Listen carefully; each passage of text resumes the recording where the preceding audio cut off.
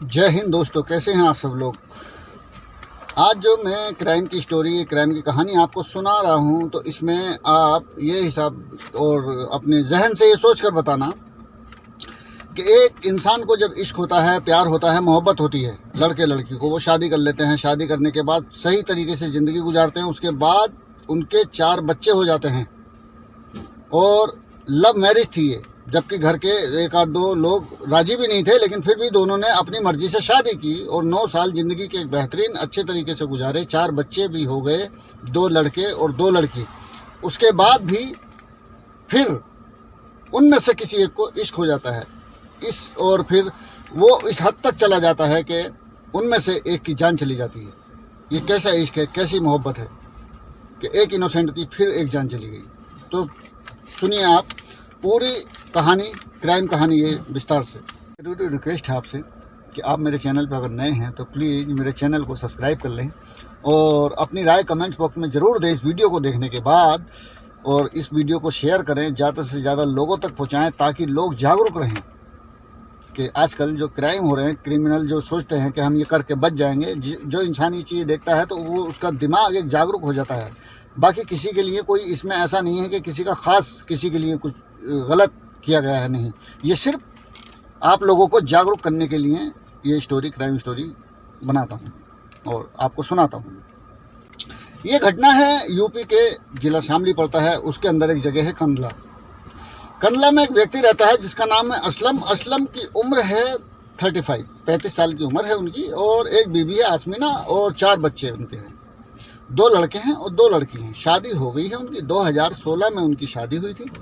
और जब शादी हुई तो शादी भी ऐसे हुई कि दोनों एक दूसरे से मिले, बात हुई, प्यार मोहब्बत हुई। उसके बाद फिर दोनों ने साथ में काफ़ी वक्त तक बात की। उसके बाद फिर सोचा कि चलो शादी कर लेते हैं। फिर दोनों ने तय किया कि शादी करते हैं।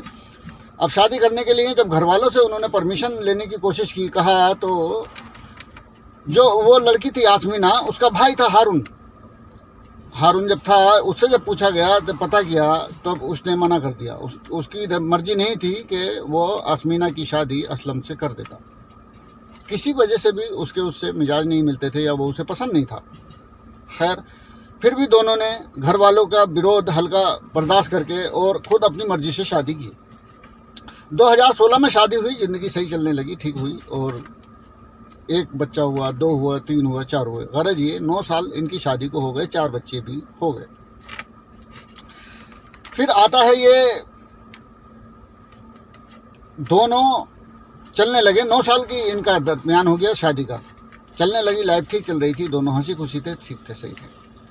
आसमीना किसी काम से अभी लगभग कुछ दिन, 6 महीने पहले ही लगभग आसमीना किसी काम से मार्केट गई। आमतौर पे जाते ही हैं बाज़ार का, किसी का कोई काम निकलता है, और लेडीज हो या जेंट्स हो वो जाते हैं। वो भी गई, किसी काम से जा रही थी मार्केट। जाने के बाद उसने ऑटो पकड़ा। ऑटो जब पकड़ा तो ऑटो में बैठी वो, ऑटो वाला जो था उसका नाम, ऑटो वाले का नाम इंतज़ार था, और ठीक ठाक था वो लड़का भी देखने भालने में। उसके बाद फिर वो उसने दोनों की बातचीत होती है, वो वहाँ जाती है, दोनों से बातचीत होती है। बातचीत होने के बाद वो उसको थोड़ा सा ठीक लगता है, बातचीत ज़्यादा होती है, फिर वो नंबर एक्सचेंज हो जाते हैं। वो उसे नंबर देता है, वो उसे नंबर देती है। उसके बाद दोनों में फ़ोन पे बात होने लगती है। बात होने के बाद अब 9 साल शादी को हो गए। आप सोचिए, 9 साल शादी को हो गए, 4 बच्चे हो गए, और लव मैरिज थी। उसके बाद फिर दोबारा से आसमीना को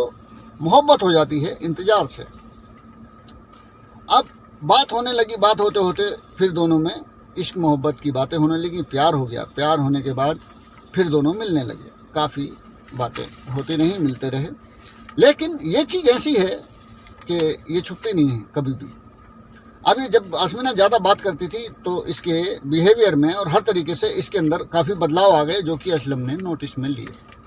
उसने 1 आध 2 बार उससे कहा और थोड़ा देखने की कोशिश की। फिर एक दिन इत्तेफाक से वो बात कर रही थी इंतज़ार से, आसमीना, तो वो बात कर रही थी तो उसने देख लिया तो उसने पकड़ लिया असलम ने।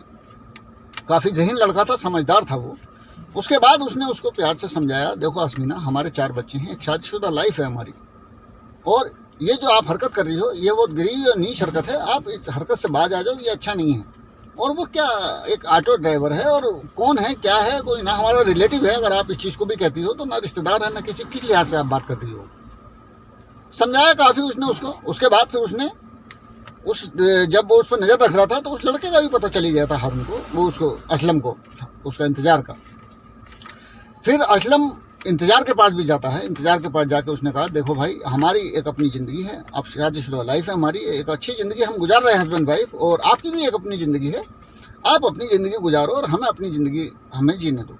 आप हमें डिस्टर्ब मत करो, और आप मेरी बीबी से कभी ऐसी या कोई भी किसी तरह से बात मत करो, पीछा छोड़ दो इस चीज़ का, ये ठीक नहीं है और ये सामाजिक लिहाज से हर लिहाज से गलत है। ये काफ़ी समझाने के बाद और फिर वो वहाँ से भी आ गया। उसके बाद आसमीना के दिमाग में, जहन में फिर जब ये बात क्लियर हो गई और असलम ने उसको काफ़ी समझाया, कह दिया, तो उसके बाद फिर उसने बात की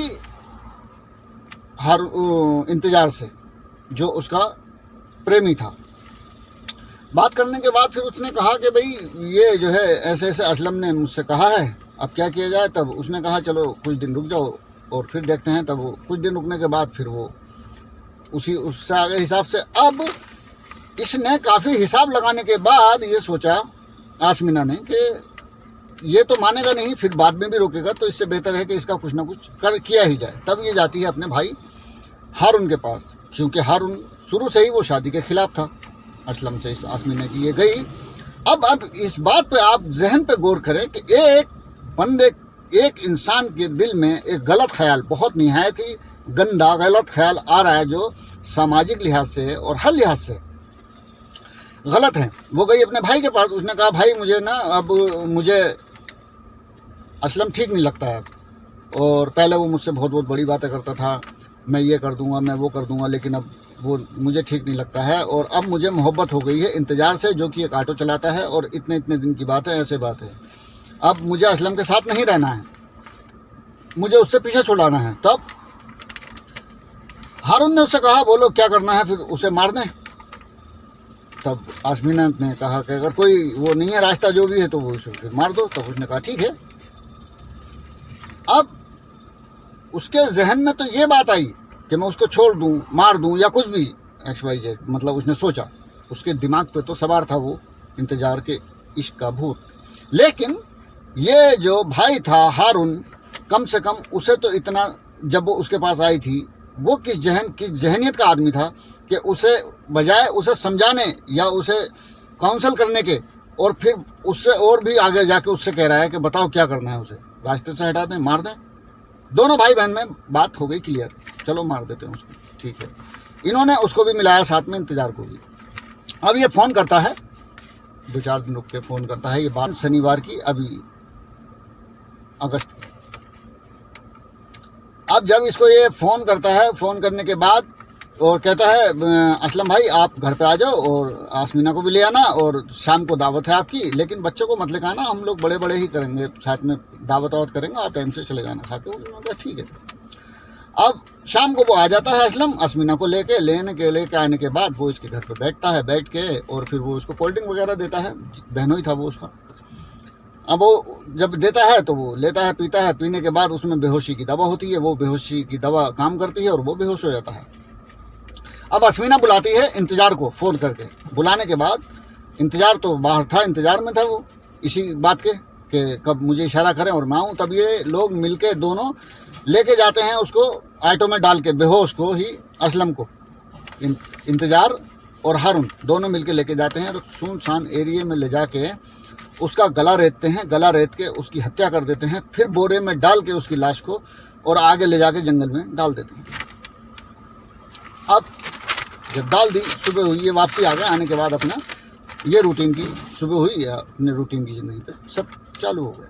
अब वहाँ सुबह जब हुई तो कोई निकला, सुबह उस रास्ते से निकला तो देखा उसने तो बोरे में कुछ था। उन्होंने टटोला, देखा तो उन्हें लगा कोई इंसानी जिस्म है या कुछ। उन्होंने फ़ोन किया पुलिस को, पुलिस आई। पुलिस ने जब देखा खोल के तो खैर उसमें बाकायदा उसका ID कार्ड वगैरह, आधार कार्ड वगैरह सब कुछ था।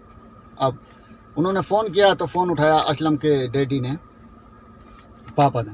उन्होंने फिर कहा पुलिस अधिकारियों ने कहा ऐसे बात और यहाँ पे एक लाश बरामद हुई है और इसमें ID कार्ड मिला है, तो आप आ जाओ जरा। तो उन्होंने कहा ठीक है। वो गए जाने के बाद उन्होंने लाश को पहचान लिया। इसको पहचानने के बाद पुलिस ने अपनी कार्रवाई शुरू की, कस्टडी में लेकर पोस्टमार्टम के लिए भेज दिया। उसके बाद फिर अगली कार्रवाई हुई और फिर उन्होंने पूछताछ के लिए शुरू किया। सबसे पहले जब वो घर खबर गई तो वो उसकी बीवी रोने लगी बहुत ज़्यादा। जब पुलिस ने देखा तो उसके हालात ऐसे थे कि ये तो बहुत ज़्यादा रो रही है, परेशान है, बीवी है। लेकिन जब पुलिस के उस टीम ने, अधिकारियों ने जब बात की उससे, असमीना से जब बात की, तो उसके हाव भाव देख के वो एक नज़र ही समझ गए कि ये कह कुछ रही है और मामला कुछ और है। लेकिन जब ये ताज़ा होता है ना कहीं मौत का मामला, तो पुलिस भी थोड़ा बहुत ज़्यादा सोच समझ के कदम उठाती है। तब वही किया उन्होंने, वो वहाँ से आ गए। आने के बाद उन्होंने फिर निकलवाई CDR इसकी, असमीना की। निकलने वाले के बाद जब देखा तो उस पर ये देखा कि इंतजार नाम के बंदे की उस पर फ़ोन पे ये बात करती थी घंटों। अब CDR निकलवाने के बाद जब उससे फिर उसका इंतजार की निकलवाई, फिर उसका WhatsApp चैट निकलवाया। डिजिटल एविडेंस आज के टाइम पे लोग ये सोचते हैं कि हम कत्ल कर देंगे। एक तो इतना बड़ा जराइम, इतना बड़ा गुनाह, इतना बड़ा जराइम कि इंसान सोचता है कि मैं करके और बच जाऊंगा चुपचाप, बिल्कुल।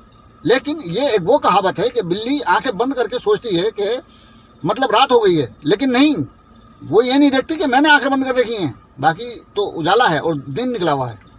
ये वाली बात है। और कोई भी क्रिमिनल आज के टाइम पे तो इतना डिजिटल सब कुछ इतना वो हो गया है फास्ट के ज़्यादा टाइम नहीं लगता। ये एक ऐसा केस है कि 15 और 24 घंटे के अंदर पुलिस ने इस केस को बिल्कुल क्लियर कर दिया था।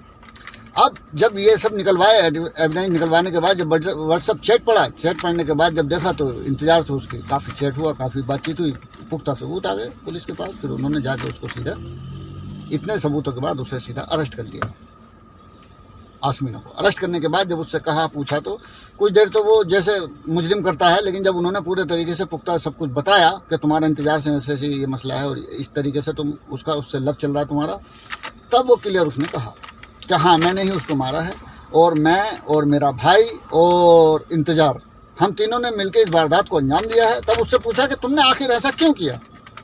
तब वो बोली कि जब मैं और असलम शुरुआत में हम मिले थे, जब हम दोनों में प्यार मोहब्बत शुरू हुआ था, तो ये असलम मुझसे बहुत प्यार की बातें करता था, काफ़ी टाइम बिताता था मेरे पास, और उसके पास काफ़ी टाइम था मेरे लिए। अब असलम बिल्कुल टाइम नहीं दे पाता था मुझे, और ये इंतज़ार मुझे बहुत मोहब्बत करता था, बहुत मुझे लाइक करता था, तो इसलिए मुझे उसके साथ अब रहना नहीं था।